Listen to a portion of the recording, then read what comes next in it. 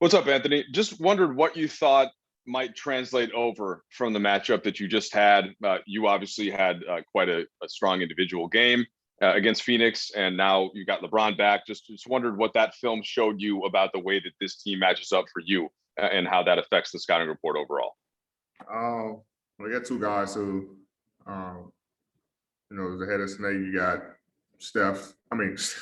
Book and CP, and those two guys run their team offensively, and they make sure that these guys play right. You got a scoring machine with Book and a guy who has a very very high IQ and can run a team. Chris Paul, great coach and coaching staff.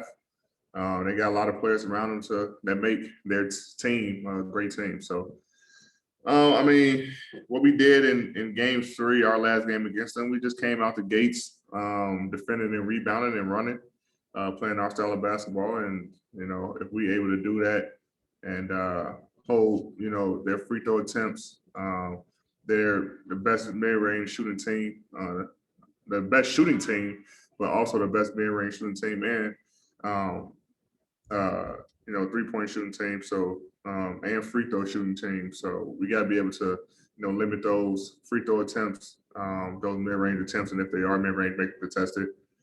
But if we do all those things, then we should be able to grab game 1.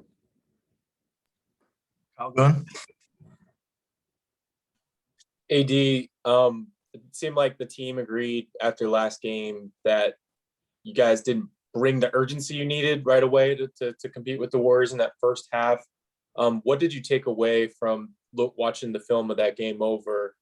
And when you think about this series, what would you like to do better in game 1? Exactly what you said. Just come out with more urgency on both ends of the floor. We missed a ton of layups, easy shots. We didn't have that juice on the defensive end, that we need to not put ourselves in a hole to start the game. So we come out like we did against Phoenix the last time we played them, bring that type of energy, that type of juice both ends of the floor, then we should be good. But we can't allow ourselves to be in a hole like we did against Golden State in that first like 5-6 minutes, because it's tough to turn that around. We did it against Golden State, but you can't do it every time. You don't want to put yourself behind the 8 ball and trying to have a perfect storm to get up out of that and then ultimately try to win a game. So we want to make it as less stressful as possible and control what we can control, and that's coming out with a lot of energy and effort. Bill Orr? AD, obviously we all know that LeBron and Chris know each other very very well, but first time they will have faced off in a playoff series. What has it been like to listen to LeBron? Or I guess let me ask it this way: what kind of insight does LeBron bring into a matchup with Chris? We haven't said anything yet. Just saying that we got to keep him, doing his weaknesses. That's really it. I think that's more so a question for him, knowing him for a long time, one of his closest friends. But I'm pretty sure, before the game, after the game go on, after the series go on, he'll definitely give us more insight on things on how to contain Chris, and then just contain their whole team, because he gets in a different type of mode when it comes playoff time. So they're trying to help us out, and knowing that if we can potentially take Chris out of the series, it'd be a little bit easier series for us. When you take out the head of the snake for them who control their team and get guys in the right place and also make big time shots. So if we're able to limit him and put a lot of pressure on other guys, then it definitely can help us out this series. Dave? What's up, Matt Gaskar? I read about your Kentucky days today. You were the 8th seed in 2015 and the 6th seed in 2018. Those experiences, starting off playoff series on the road, being the underdog in terms of the seed, how does that enter into your mindset for this series?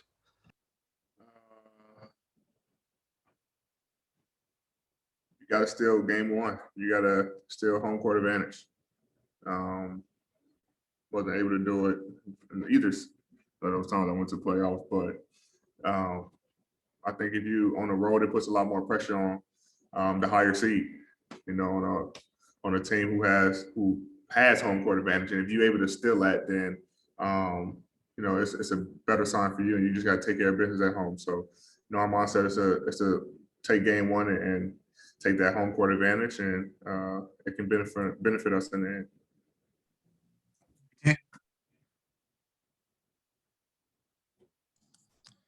AD, I was just wondering, how close or how far away are you guys from being cohesive?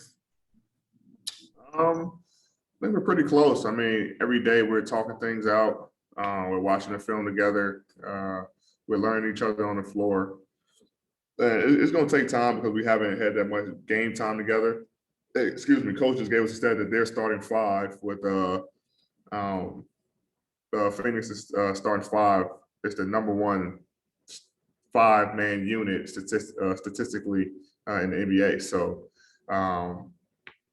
you know, once we get that cohesiveness and that chemistry down packed, then I think we'll be fine. And we're finding it more and more every time we step out on the floor. We got time for a couple more, Jovan.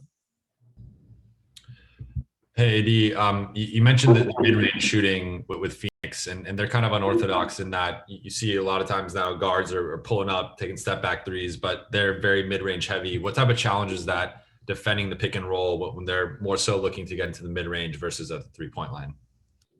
Yeah, different for our scheme because we like to allow guys to play in the mid-range, and we try to take away the pain in the threes, knowing that the league has become a three-point shooting league. So we try to take that away, but this team thrives on mid-range field goals. And so it's a little different for us, but we know we can do it. We can adjust for sure. But, you know, this team is, you know, a great shooting team, you know, not just from the mid-range. They can also, you know, spray out and hit a three as well. So it puts us in a little bind, but our job is to just make them all contested and make them tough shots. And we know they're going to make shots there. They have some big time shot makers, some big time players. So we can't hang our heads down when they make tough shots, whether it's a 2 or a 3. What we can do is get the ball out and run right back at them, or like I say, contest all shots. And if they make it, then, you know, tap them on the ass and just get back down the floor. Last question, Alan Sliwa. Hey, D, just get your thoughts on this. Because you guys didn't play a ton of games together kind of towards the end of the season, guys coming off injuries and so forth, do you feel like as the postseason progresses, you guys become just a little bit more dangerous? Do you guys feel like you guys become more dangerous as each game goes on in the playoffs, just kind of gaining some more continuity? Yeah, we're confident in our group, no matter how many games we play together.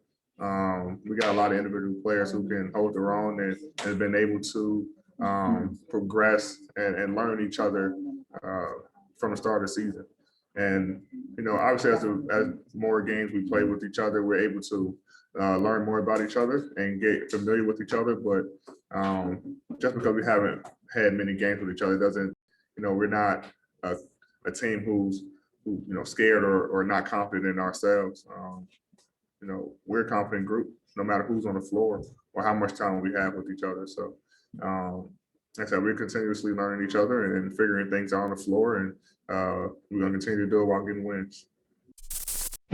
Thanks for watching ESPN on YouTube. For live streaming sports and premium content, subscribe to ESPN+.